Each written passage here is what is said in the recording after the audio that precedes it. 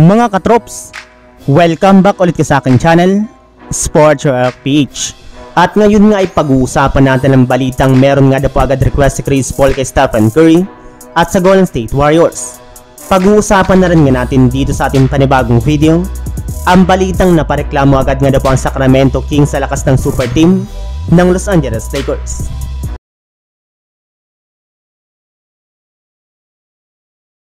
Naging maganda nga po para sa Golden State Warriors ang kanilang simula sa pre-season matapos nga po silang manalo noong nakarang araw kontra sa Los Angeles Lakers.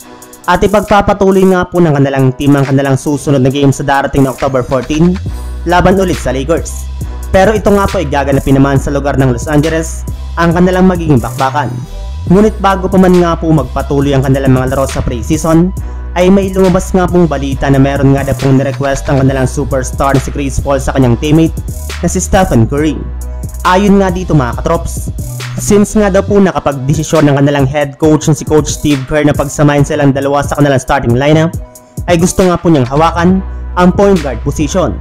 Yes, imbis nga po na si Stephen Curry ang hawak parati ng bola at gagawa ng play, ay si Chris Paul na nga po ang kukuha ng trabahong ito sa kanilang mga susunod na laban na kinagusto naman ni Stephen Curry. Samantala, punta naman tayo sa ating sunod na pag-uusapan sa balitang napareklamo agad nga na po ang Sacramento Kings sa lakas ng super team ng Los Angeles Lakers.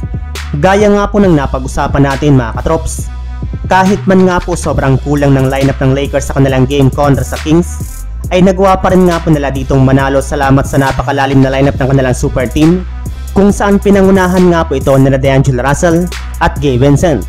Dito na rin naman nga po nagpakilala mga shooters ng Lakers, kasama na dyan sina D'Angelo Russell, Gabe Vincent, Taurean Prince at si Rui Hachimura na siyang bumuhat sa Lakers gamit ang kanilang napakataas na shooting percentage. Kaya dahil nga po sa ginawang ito ng Lakers, ay hindi na rin naman nga po naiwasan pa ng mismong head coach ng Kings na si Mike Brown na magreklamo mismo kay D'Angelo Russell. Gayong nakita nga po niya na halos lahat nga po ng mga binibitawan nitong tira ay pumapasok talaga. Plus hindi rin naman nga po nila ito mapigilan. Gayong may iba pa rin naman nga pong players ng Lakers na kayang gumawa ng malaking puntos at meron pang shooting. Kaya kahit man nga po kompleto at healthy ang lineup ngayon ng Kings, ay bigo pa rin nga po silang matalo ang Los Angeles Lakers. So yun lang mga katrops, ang handog kong story ngayong araw.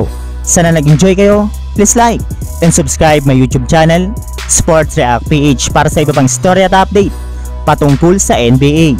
Kita-kits muli sa ating susunod na video.